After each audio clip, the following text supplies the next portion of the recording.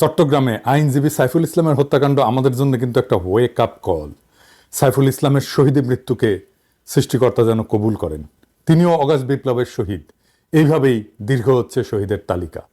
ঢাকায় একটা সংবাদ সম্মেলন করছে বাংলাদেশ সম্মিলিত সনাতনী জাগরণ জোটের প্রতিনিধি অ্যাডভোকেট সুমন রায়। সে বলছে সাইফুল ইসলামকে দুষ্কৃতিকারীরা হিন্দু ভেবে হত্যা করছে। এ বয়ান তৈরি করে দিছে কে? বাংলাদেশে আর এক ইন্ডিয়ান লেসপেন্সার। দেখেন, একে আজাদের চ্যানেল 24 তারাই প্রচার করে হিন্দু ভেবে সাইফুলকে হত্যা করা হয়েছে। রিপাবলিক টিভি, ওই যে নাইসা নাইসা একটা লোক আছে না মলম বেছে, ওই রিপাবলিক টিভি প্রচার করছে সাইফুল ছিল চিন্ময়ের আইনজীবী এবং সেই জন্যই তাকে হত্যা করা হয়েছে।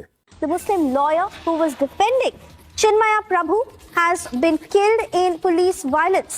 This happened outside Chattogram Court where Prabhu was presented, and the Muslim lawyer who was defending Chinmaya Prabhu has been killed. হ্যাঁ, চিন্তা করেন, বাংলাদেশের সুশীলেরা যখন প্রথম আলোর সামনে জিয়াফত করেছি না, তখন এসে করছিল যে এইভাবে মাদ্রাসার ছাত্রদের দিয়ে করানোটা ঠিক হবে না, ইন্ডিয়ার বয়ানকে শক্তিশালী করা হবে, ইন্ডিয়ার বয়ান লাগে, ও বয়ান তৈরি করে নেয়।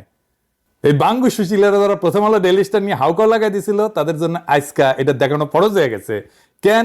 প্রথম আলো ডেইলি স্টার একটা সংবাদ মাধ্যম না, একটা ইন্ডিয়ান ন্যারেটিভ তৈরির প্রতিষ্ঠান। এই দুই প্রতিষ্ঠান বাংলাদেশ বিরোধী। আসেন এইটা আমরা দেখি প্রথমে, কারণ প্রথমে তো দেখাইলাম চ্যানেল 24, তখন কইলাম প্রথম আলো, এখন কইবেন যে চ্যানেল 24 দেখায় প্রথম আলো গাইলেন কেন? আসেন দেখি কেন গেলাই। আমি তীব্রভাবে নিন্দা জানাচ্ছি প্রথম আলো, ডেইলি স্টার সহ অন্যান্য সমস্ত পত্রিকাগুলোর উপর যে আক্রমণ শুরু হয়েছে, আমি তীব্র নিন্দা জানিয়ে যাই।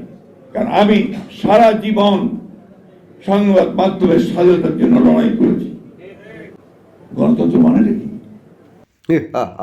মোগাম্বো খুশ হুয়া, জর্জ ডব্লিউ বুশ হুয়া। যে আপনি আপনার কথা বলবেন, আপনার সঙ্গে আমি একমত না হতে পারি। ইসকন ধরা খাইছে, ভালো হয়েছে। ওরা বাংলাদেশের শত্রু, ইসলামের শত্রু, বাংলাদেশের জনগণের শত্রু।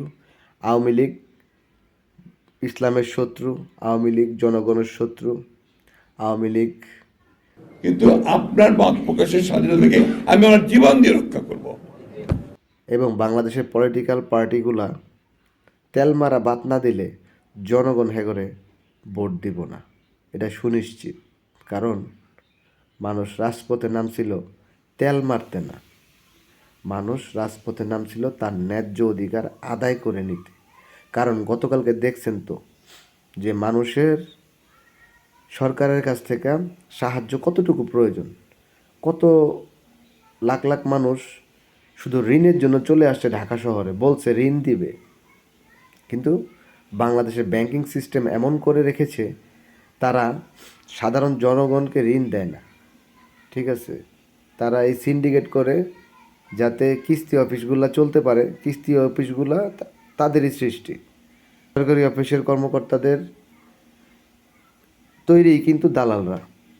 ঠিক আছে, দালালরা ওনাদের দিয়ে কাজটা করায়, আর সরকারি লোকজন অনেক কথা। That is democracy. আপনি এক ফ্যাসিস্টকে কাজ করেছেন, কারণ সে আমাদের গলা টিপে ধরেছিল, সে আমাদের মেরে ফেলছিল, কথা বলতে দিত না, ভোট দিতে দিত না, হত্যা করেছে, নির্যাতন করেছে। আবার এখন গুড মর্নিং বাংলাদেশ। বাংলাদেশ কি হয়নি শেষ? বিশ্বাস আর করিব কারে, বিশ্বাস করি যারে পুচ্ছ মারে সে আমারে।